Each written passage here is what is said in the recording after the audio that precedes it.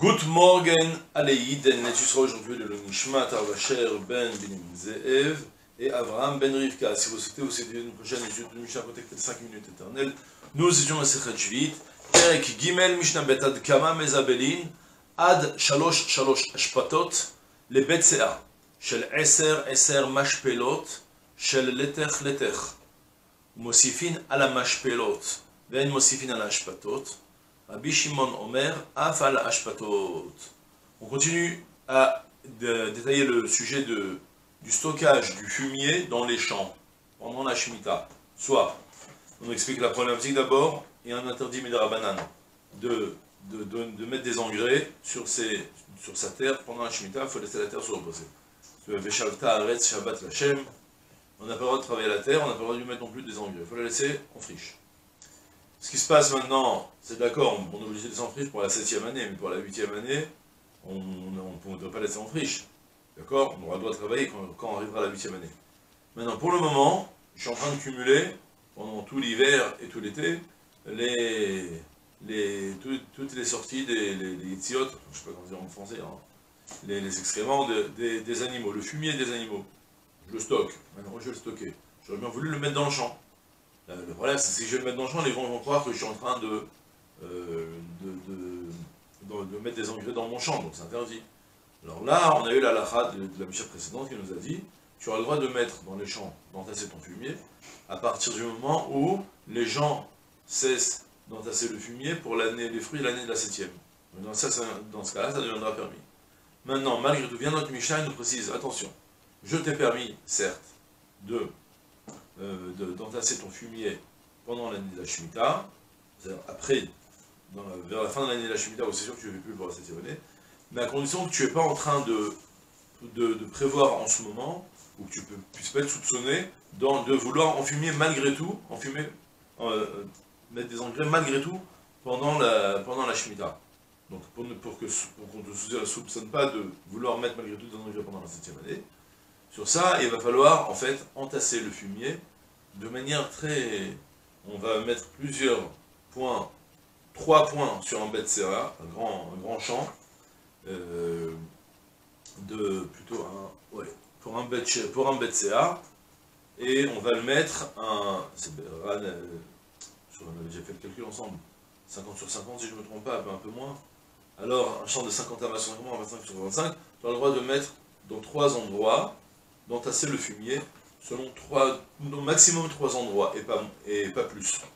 D'accord? Parce que si tu mets plus, alors on va te soupçonner qu'en réalité, tu as fait comme si tu mettais plein de petits tas de fumier, comme ça en ce moment, la terre qui est en dessous, elle va elle-même prendre ce fumier. Donc je suis permis jusqu'à 3. D'accord?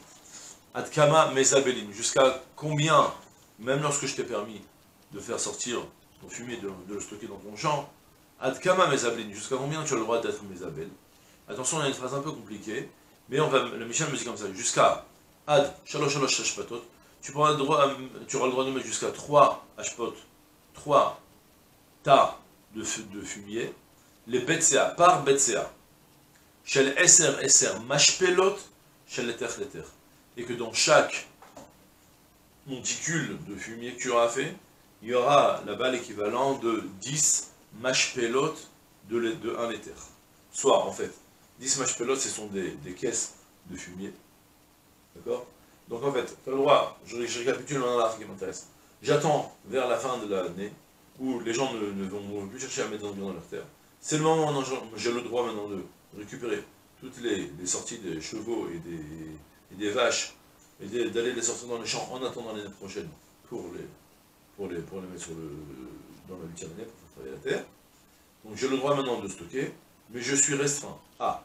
D'abord, d'une part, tu mets les 3, tu ne te pales pas à plus que 3 monticules de fumier. D'accord? Mais 1 ou 2 c'est permis. Et chaque tas de fumier, il doit faire l'équivalent de, au minimum, 10 mashpelot, 10 caisses de fumier. C'est quoi une caisse de fumier? Ça contient combien? Ça contient un Letech qui correspond en fait à 15 CA. Soit, comme il nous dit le partenaire, donc, un 15 CA, pour vous donner une idée, un CA c'est l'équivalent de 244, il faut vous rappeler, Escalavudo, FA, CA, K, Bloc, Beitza, on a les équivalents Gimel, Vav, Dalet, Vav, donc ça fait Vav, Dalet, Vav, 6 fois 4 fois 6, ça fait, si je ne me trompe pas, 24 fois 6, ça fait 144. D'accord? Jusqu'à l'équivalent de 144 œufs. Donc, ça fait l'équivalent d'une à peu près 5 plateaux d'œufs, pour vous donner une idée. Donc, en fait, tu peux savoir maintenant comment tasser le fumier. Alors, tu les entasses tu peux faire jusqu'à 3 monticules, et des monticules qui vont, des tas donc, de fumier, qui vont comprendre chacun 10 caisses de fumier. Et après, on verra comment est-ce qu'on fera.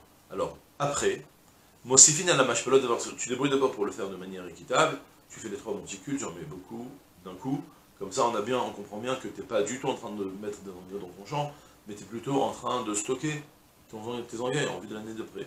Maintenant, après, j'ai déjà rempli maintenant l'équivalent des 10 caisses des 3 points où il y en avait là-bas du fumier. Qu'est-ce que je fais ensuite? On a une marque sur ça. Mossifine à la mâche-pelote, ben mossifine à la shpatot. Si jamais tu vas avoir plus de fumier, eh ben, tu pourras mettre plus de fumier dans chaque monticule, mais tu n'ouvriras pas une 4e monticule, d'accord? C'est ce que la Mishnah me dit. Mossifine à la mâche-pelote, les mâche-pelotes c'est le terme des caisses de fumier. Ben mossifine à la shpatot, par contre tu ne rajouteras pas un 4e. On aurait pu croire que maintenant tu as le droit même de faire aussi une 4e petite montagne là-bas de stockage de fumier. Sur ça la Mishnah me dit non, ça ne va pas la tête. Là tu vas commencer à trop t'étaler dans ton champ pour aller un petit peu des engrais par-ci, un peu d'engrais par là, un peu d'engrais par là, les gens ils vont dire que tu es en train de ruser, pour en réalité, faire en sorte que ta terre, pendant la Shemitah, elle va déjà commencer à s'alimenter de ces engrais.